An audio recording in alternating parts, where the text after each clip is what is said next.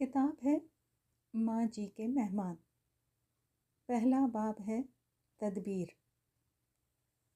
بالآخر ماں جی کو ترکیب سوجھ ہی گئی۔ وہ بہت دیر تک رب تعالیٰ کا شکر کرتی رہیں جس نے ان کے ذہن میں یہ بات ڈالی۔ پھر خوب دعا کرتی رہیں کہ یہ مشن کامیاب رہے، اور فوراً ہی ساجد کو فون کیا کہ وہ کچھ عرصے کے لیے والدہ اور بہنوں کو سیال کوٹ سے ان کے گھر بلا لے۔ آخر ان کا اتنا کشادہ گھر کس دن کام آئے گا۔ پھر انہوں نے ساجد کے سامنے اپنا پورا منصوبہ رکھا تو اس نے ہنستے ہوئے کہا، پھپھو رقم کی آپ پرواہ نہ کریں، یہ سارے کام بھی میں آرام سے کروا لوں گا، آپ بے فکر رہیں۔ مما لوگوں کو انشاءاللہ پتہ نہیں چلے گا کہ یہ سب ان کے ساتھ اسکیم کے تحت ہو رہا ہے۔ بس دعا کریں کسی طرح ان کے معاملات درست ہو جائیں۔ ماں جی کا بھتیجا ساجد 3 سال قبل لاہور شفٹ ہو چکا تھا اور کبھی کبھی شام کو اپنے آفس سے ان کے پاس ملنے چلا آیا کرتا۔ ساتھ ہی باتوں باتوں میں اپنی والدہ اور دونوں بہنوں کے بارے میں بھی کچھ نہ کچھ شکایت کر کے جی ہلکا کیا کرتا، جس پر ماں جی اکثر اسے بیچ میں ہی روک دیا کرتی کہ نا پتر، گھر کی بات باہر نہیں کرتے، یا پھر کبھی غیبت کے خوف سے بات پلٹ دیا کرتی، لیکن ان کی آخرت اور اپنی باس پرس کے بارے میں فکر مند وہ بھی کم نہ تھیں۔ پچھلے 7-8 سالوں سے ساجد کے گھر کی خواتین باقاعدگی سے قرآن سیکھ رہی تھیں۔ ترجمہ تو قابل تحسین حد تک اچھا ہو چکا تھا۔ کس موقع پر کون سی حدیث، کون سی آیت کا حوالہ دیا جا سکتا ہے، تمام علم پختہ ہو چکا تھا۔ بس ایک نہیں تھا تو عمل ہی نہیں تھا۔ البتہ علم تو وہ خود میں خوب محنت سے کوٹ کوٹ کر بھرتی جا رہی تھی، جس کی وجہ سے ایک عجیب سی تمکنت بھی ان میں آتی جا رہی تھی کہ انہیں سب کچھ پتہ ہے، دوسرے سب کم علم ہیں، خاص کر ان کے سسرال والے اور شوہر، جن سے آئے دن لڑ جھگڑ کر دونوں بیٹیاں ماں کے گھر آ جایا کرتی تھیں۔ ماں جی بھی جب کبھی سال میں 1 آدھ بار انہیں بلاتی یا ملنے جاتی تو بہت سی ناگوار عادات ان میں راسخ دیکھ کر خوب دعا کیا کرتے کہ اللہ ان کے اس علم کو ان کے لیے نفع بخش بنا دے۔ اسی طرح ساجد بھی جب غصے میں کچھ کہہ جاتا ان کے بارے میں، تب بھی دیر تک وہ اپنی بھاوج اور بھتیجیوں کے لیے دعا گو رہتی۔ بہرحال آج کچھ خیال آتے ہی پہلے اپنی بہو اور پھر ساجد سے مشورہ کرنے کے فوری بعد عمل درآمد کا فیصلہ کر لیا گیا۔ ادھر سیالکوٹ میں دیر رات ساجد کی ماں ہاتھوں میں ٹکٹس لہراتی ہوئی بیٹیوں سے پوچھ رہی تھیں، تو پھر کیا کرنا ہے؟ بھائی تمہارا یاد بھی اتنا کر رہا تھا، اوپر سے 2 دن کے بعد بزنس کلاس کے ٹکٹ بھیج بیٹھا ہے۔ جھلا نہ ہو تو۔ تینوں ابھی مہندی کی تقریب سے واپس لوٹی تھیں۔ ابھی تو نہ ان پر سے من بھر وزنی کام کے جوڑے ہی اترے تھے، نہ گہرا میک اپ اور نہ ہی تھکن، لیکن اس سوال پر دونوں بہنوں کی آنکھیں چمک اٹھیں۔ چلتے ہیں مما، پھپھو سے بھی نہیں ملے کب سے۔ ساتھ ہی باتیں کرتے کرتے علینا نے فون پر فیس بک دیکھنا شروع کر دیا تھا۔ اچانک اس کے منہ سے چنی منی سی گالی برآمد ہوئی تو نزہت بیگم نے حیران ہو کر پوچھا، کیا ہوا؟ علینا نے اسکرین ان کے سامنے کرتے ہوئے حقارت سے ماموزاد بھائی کا نام لے کر بتایا، اس نے سب کزنز کے ڈانس کی ساری پکس بھی پبلک کر ڈالی ہیں۔ بے عقل نہ ہو تو کچھ تو عقل کرتا ہے بندہ کہ چلو گھر گھر والے ہی تھے، ہم سارے چاچے مامے کے بچے، کزن کی خوشی میں تو سب ڈانس کر رہے ہوتے، پر منہ چک کر ساری دنیا کے آگے تصویریں ڈال دی۔ علیشا نے جھٹ سے اسی کزن کو فون لگایا، او بے حیا بے شرم، باز آ جا، چل چل، ابھی سونے کی ایکٹنگ نہ کر، جا کے تصویریں ہٹا، پہلے شرم نہیں آتی؟ اپنی بہنوں، پھپھو، خالہ، مامی کی مہندی کی تصویریں کون فیس بک پر ڈالتا ہے ہیں؟ تو پھر دوسری طرف کی بات سن کر وہ پہلے زور سے چیخی، پھر کھسیانی ہنسی ہنستی ہوئی بولی، او چپیٹ کھا کر ہی سمجھ لگنی ہے تجھے، وہ تو سارے گھر گھر کے بندے تھے نا، خالو، پھپھا اور بہنوئی سب اپنے ہی تو ہوتے ہیں۔ دوسری طرف کزن نے کچھ یاد دلایا تو تڑک کر بولی، اچھا میرا چہرہ تھوڑا ہی ہوتا ہے فیس بک پر؟ ادھر سے فوری جواب آیا، دکانوں پر ڈمی کی بھی کھوپڑی نہیں ہوتی، پر سارے ان سرکٹوں کو ہی دیکھ کر کپڑے خریدتے ہیں۔ علیشا نے بات ختم کرتے ہوئے کہا، چل ٹھیک ہے، اچھا بس آئندہ نہ کرنا۔ نزہت اس پر مسکراتے ہوئے بولی، تم بچوں کی باتیں بھی نہ۔ پھر کم سے نوکرانی کو دبنگ آواز میں پکار کر بولی، اس سکینہ کتھے جا مری ہے بھائی، چائے لا بھی دے۔ وہ رات کے اس پہر نیند میں جھولتی چائے بنا کر لائی تو چائے کا رنگ دیکھ کر ہی نزہت کا منہ بن گیا۔ جھلا کر کپ اس نے قریباً چھینتے اور پھر غصے میں نگینوں والی سینڈلز اتارتے ہوئے بولی، ڈبے میں واپس یہ جوتی تمیز سے رکھنا، دھیان نال۔ پھر چائے کا پیالہ گھونٹ بھرا ہی تھا کہ بھڑک ہی اٹھی، ہٹ حرام کہیں کی، ہر وقت موت پڑی ہوتی ہے بھائی، جب ہم کہیں باہر جاتے ہیں تب سو مر لیا کر، چل دفعہ ہو، یہ چائے لے کے جا اور دوجی لے کے آ کڑک، پتا بھی ہے کہ رات جاگنا ہوتا ہے مجھے۔ سکینہ نے مدھم آواز اور دیہاتی لہجے میں کہا، سوری آنٹی جی۔ تو علیشا نے ہنستے ہوئے کہا، چل سکینہ، مما کی دھلائی سے تیری نیند تو اڑ ہی گئی ہوگی، جب واپس آ تو میرے سر میں تیل لگا دینا۔ وہ دھیمے سے چنگا جی کہہ کر جا ہی رہی تھی کہ پیچھے سے نزہت چڑھ کر بولی، بہت ہی کوئی نکمی سست روح ہے اس میں۔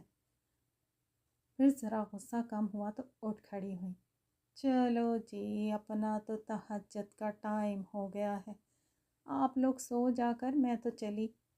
مگر 2 قدم آگے چل کر انہیں کسی کا خوبصورت لباس یاد آ گیا تو کچھ حسد اور غصے سے بڑبڑاتے ہوئے بولی، بیٹا دبئی کیا گیا پیچھے لٹ مچا چھوڑی ہے، سنا ہے جم بھی جانے لگ پڑی ہے سنڈریلا نہ ہو تو۔ بیٹیوں نے ماں کی اس پریشانی میں بس مسکرانے پر ہی اکتفا کیا اور انسٹاگرام پر اپنی حالیہ مہندی میں شرکت پر لی گئی تصاویر کی تفصیلات پوسٹ کرتی رہیں، جیولری فلاں جگہ کی، لباس، سینڈلز، پرس، میک اپ، جبکہ دوسری طرف لگتا تھا کہ سبھی جاگ رہے تھے اور فری بھی تھے۔ دھڑا دھڑ لائکس اور کامنٹس ملنے لگے، دونوں جھٹ پر جواب بھی دیتے چلی گئیں اور کچھ تصاویر کو کراپ کر کے سرکٹی پکچرز فیس بک پر بھی لگا دیں۔ جس پر ایک کامنٹ پسند نہیں آیا تو علیشا نے غصے میں جواب دیا، اتنی بھی سختی نہیں ہے جی اسلام میں، ہمیں بھی سب پتہ ہے، رشتہ داروں کو چھوڑ تو نہیں سکتے نا۔ پھر جھلا کر ڈیلیٹ ہی کر ڈالا۔ ایکس میں 2 ڈیزائنرز کو ٹیگ کرتے ہوئے خوب سراہا، ادھر سے انہوں نے ان کو سراہا۔ کتنا ہی وقت اس میں گزر گیا کہ تب تک نزہت بیگم بھی واپس آ گئی۔ انہوں نے اپنا ٹیبلٹ نکالا اور فیس بک سٹیٹس اپلوڈ کیا، یا اللہ تیرا شکر کہ تہجد کی توفیق دی، یہ سونے والے کیا جانیں اس دم کی ملاقات اور تیرے بندوں کی آہوساری، اے اللہ امت مسلمہ کے معصوم بچوں پر رحم فرما، یا رب کیسا ظلم ڈھا رہے ہیں کافر ان ننھی جانوں پر۔ ساتھ ہی لمبے آنسوؤں کی لڑی والے ایموجی ایڈ کیے۔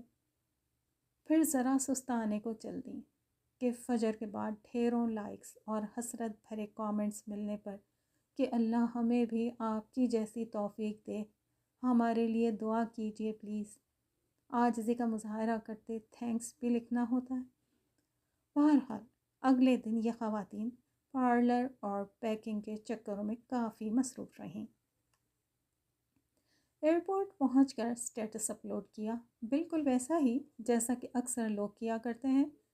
پھر منزل مقصود کو فرض جان کر پن کیا، جس پر حیرت، حسد اور حسرت کے ملے جلے کامنٹس اور ان کے ریپلائز کا لامتناہی سلسلہ شروع ہو چکا تھا۔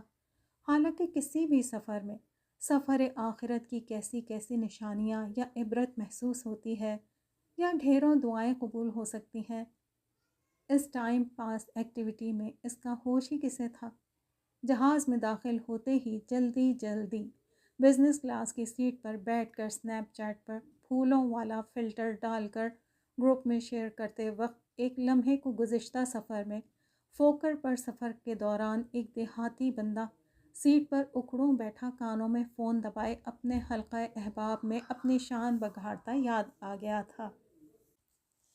لیکن کہاں وہ، کہاں علینا؟